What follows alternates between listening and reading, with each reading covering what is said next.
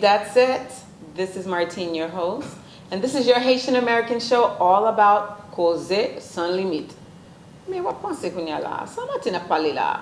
Well, we all know in the Haitian community, there are a lot of things that we don't like to talk about. Il y a des bagages qui très tabou, qui nous mal à l'aise avec, nous pas confortable parler de yo. So this show is all about that. An opportunity to open up the conversation, because we know there's lots of problems in the community, in marriages, avec timunyo. So we want you to have an open mind and listen and enjoy the show.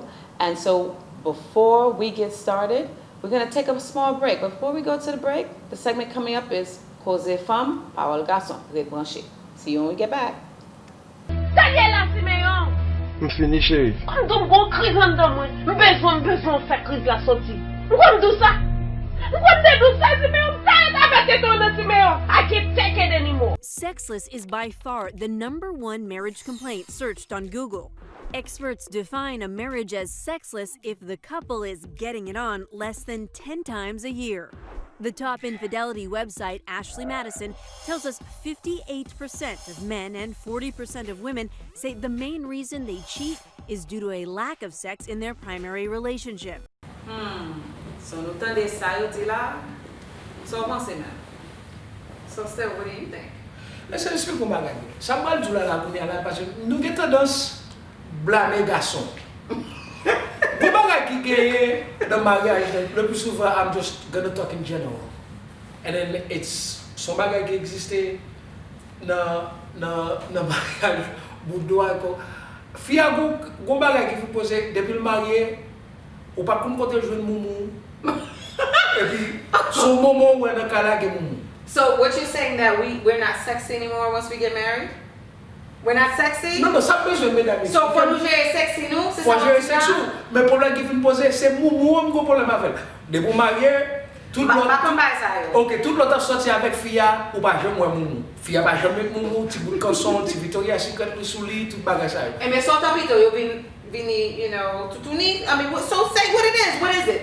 Well, how do you like the women to come to bed? Do they need to be naked? Can we wear lingerie? What? So what part of it is mumu? What are you talking about? Ok. On garde bien pour elle. Nous avons un problème. Ça veut dire que, ok. Moumou, rouleau avec un bas dans tête là, avec 2-3 bagages qui y a. Depuis qu'il y a monté sur le caméra, tout pas mal. Ok, d'accord. Ok. So, bagage ça, on soit parlé là, d'accord tout bagage ça. Nous avons de ça même garçon. Mais bagage quand même chita là, on va le dire soit 2-3 partenaires dimanche à cœur dans nos shoot, même nous venons jouer mesdames yo, si lingerie sur yo, ti ba ça fini. Une idée. Ok, d'accord ça. Pour nous sortir dans le studio là et puis la montrer, nous avons envie you know, al passer tirage là, jouer dans studio là bas café, la privé. Un gros rouleau dans tête fille, un gros moumou, et puis le gros bat marée, et puis le gros paquet taquet blanc. You know what? Okay. D'accord avec ça. We have to do better in that department. Haitian are notorious for that. Well, I'm Haitian American, so I'm Haitian, but I'm American too. I don't have that. You do?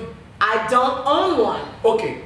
Si c'est pas moumou, yo un long chemise que tu as au collège, qui était bague qui arrive juste dans le genou. Non, ça. Et puis yo gon bague qui arrive là. Mesdames, et puis depuis qu'on 40 ans, commence à faire rhumatisme, bah arrive juste dans le genou. So pas comprendre. Mais ça veut dire que Sexless Marriage. Okay. I agree. Okay. Ladies, we have to step our game up. You can't come to bed with the head wraps and the moves. We have the hair game. We have to be worried about when my shit out at night and all. But you can't come to bed looking like the grandmother. Okay, go keep that by my shit. But okay, fair enough. But what about you guys? You guys don't stay the same. You're not sexy anymore either. Big old belly. Okay, so what about that? The man also has to stay appealing. Even for us, just on chemisette. I mean, you know, he's coming to bed any kind of way too. Getting for chemisette, come getting too like done. What's sexy about that? Who wants to see that at night? I'm not interested in seeing that when I go to bed. Non, problème nous gagne, mesdames, c'est que nous regardons trop TV parce que même les mêmes grandis, on va avoir de couper clouer du madame Marcel, petit chemisette, 7e, 8e. Depuis longtemps, on a mis petit chemisette nous sur nous. Bah là, on changer. Comment ça passe? Oh, don't eliminate two by side. Just come to bed naked, okay? Come to bed naked, and then you eliminate the clothes situation. Non. Bon, go back when you're dans le 21e siècle, mesdames, vous voulez négocier ouais tongue. Non. C'est pas vrai. Ça va sexy. Where did you get that from? Oh, procès de bagaille à prendre dehors pour y aller là. We don't need. On pas besoin de bagaille. Non. Mais ça me garçon pas besoin de tout bagaille. Garçon visuel lui-même. Ça besoin ouais, il besoin ouais. Tu Victoria's Secret, tu sors, tu vas au sous, tu lingerie, tu quand j'en coupe cloué dit en bas bagaille là, on ti bagaille visible. Et puis okay, let me ask you something. Punyala, fait tout effort ça. You go to Victoria's Secret, you have a beautiful lingerie, and you get in the bedroom and the thing lasts 5 minutes. What do you do with that? Excuse me, but that happens too. So you do all this preparation, and then it's a 5-minute show. So you're like, why waste my time? Let me go ahead and wrap my head and go to sleep.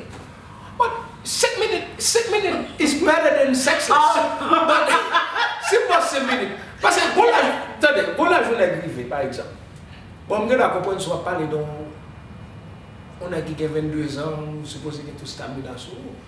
Bon, le plus souvent on a parlé de mariage. On va parler de l'épée tout, non? On ne peut pas parler de l'épée, mais quand on arrive en graine pour toute bagaille, ça veut dire que si vous sentez qu'il y a un problème avec ma ou qu'abord 1 minute man, quand vous avez le système de DI, c'est 1 minute man, il y a un petit pile bleu, un petit pile, il y a un petit graine de bagaille. D'accord? Ok, bon, le combat qui va vous poser, c'est que oui, t'as pas macho. Aïssa va pas graine. Non, il y a la graine parce que Aïssa comment te dit me saute déranger fille ça. Maintenant je fais 1 minute. Bon, je t'explique comment regarder. En pile, ça c'est pour nèg pareil on m'a parlé. Go pas que nèg qui dit même pas en bas de chez me voir. Bon, si besoin résoudre problème sexuel ou bien pre-ejaculation that you get, ça veut que knowing your stroke. Ça veut que faire Dieu seul me voir très important pour garçon. Ça veut dire qu'on connaît le nombre de strokes. Parce que, il y a un gars qui prend pile là, et puis pile là, il y a un gars confidence, et puis il monte, on va dire qu'on est dans le déolier, et puis il monte sous le bœuf là, et puis il juste aller, et puis il dit, je ne sais pas comment c'est passé. Mais pour un gars qui me pose, il y a un petit grenier, ou bien, faites-il Dieu seul me voir, contrôler les strokes. Et pour comprendre ce qui me pose, tout ça veut dire que. Hopefully that's one solution. That's one solution. But si on regarde Sexless Marriage, toujours, le plus souvent, j'en parle, c'est que il y a un peu de problème qui présente. Il y a un problème qui présente, c'est que, ou bien il y a de travail, c'est quand vous habitez New York, ou bien vous Sexless Marriage New York, montez Long Island, fille infirmière, les gars prennent du taxi. Il y a un travail 3h pour 11h pour cette fille, les gars qui travaillent, conduit taxi 24 sur 24. Ce problème qui vient me poser, rien n'est fait mal, deux filles a fait mal. So they need a different occupation, or you have to make it a priority. You have to make it a priority. So sex in the marriage, you have to make it a priority. I don't care what kind of job you have, whether you have you're a taxi driver, whether you work at night as a nurse. This is your marriage, okay? So pas qu'à faire de do what you need to do. Pour laquelle vous posez, il y a un problème d'eau. So pour laquelle vous posez. What happened physical? But you know what? It goes beyond that. Okay, why not we joking? We are joking around, but seriously, we have to realize that this is a serious issue. Whether it's because you're working too much, whether it's because you're taking care of the kids, whether you have an argument that's never been resolved and now you're punishing that person by not having sex. Those are the 3 main reasons why sex is not happening in marriage. Bon, le bagot pas mentionné tout ça que mesdames nous avons utiliser sexe pour faire nèg marcher. So ça c'est une bagaille parce que de par nature. Bon, laisse expliquer au bagaille bien. Si que nous une baguette, c'est que in game be spontaneous about it. Si vous n'êtes pas là pendant dans la cour ou qu'on dirait 5 minutes, ou bien on bagaille pendant pas faire là, do something.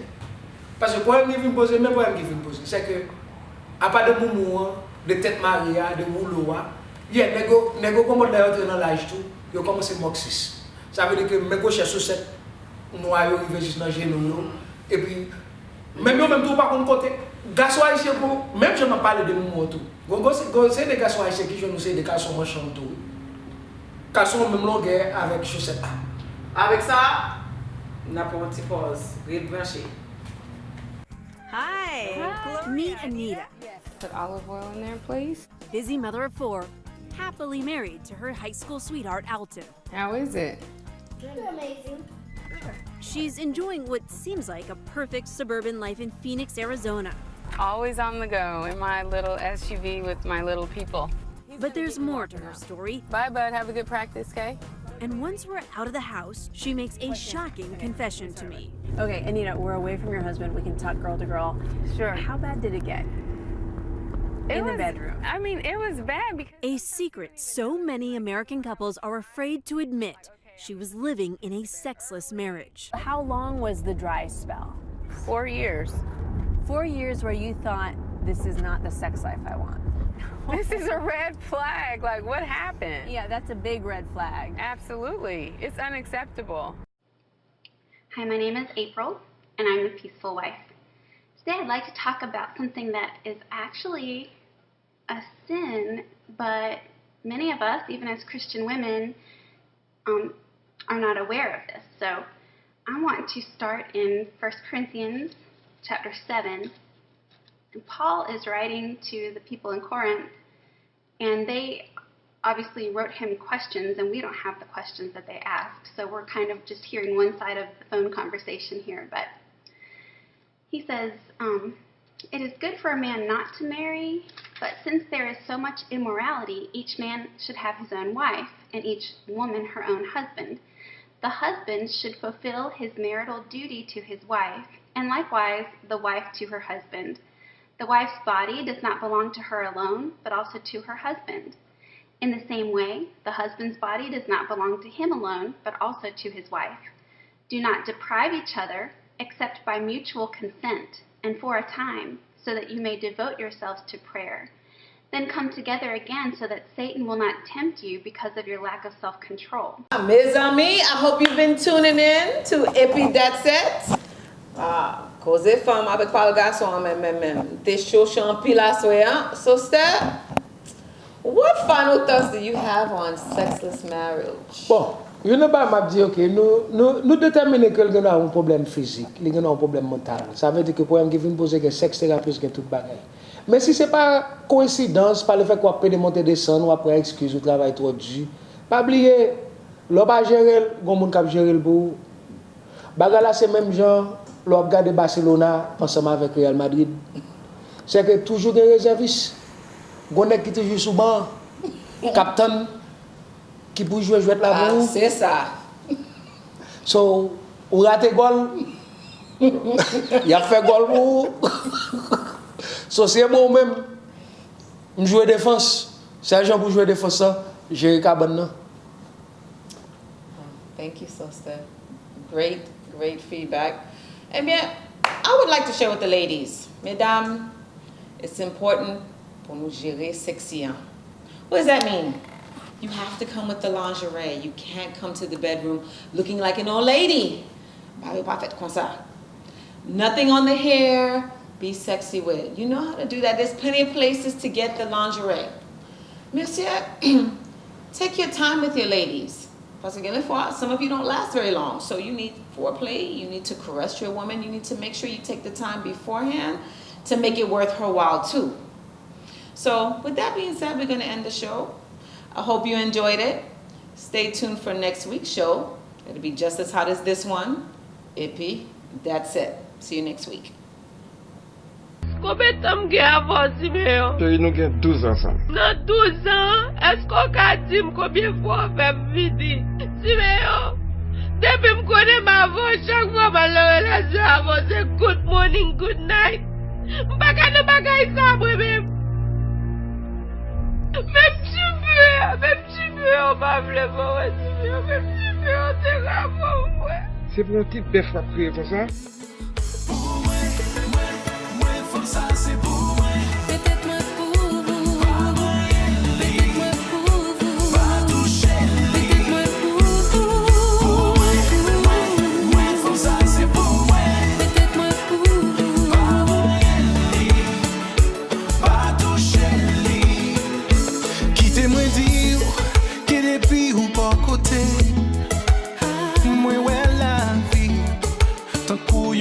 te faire.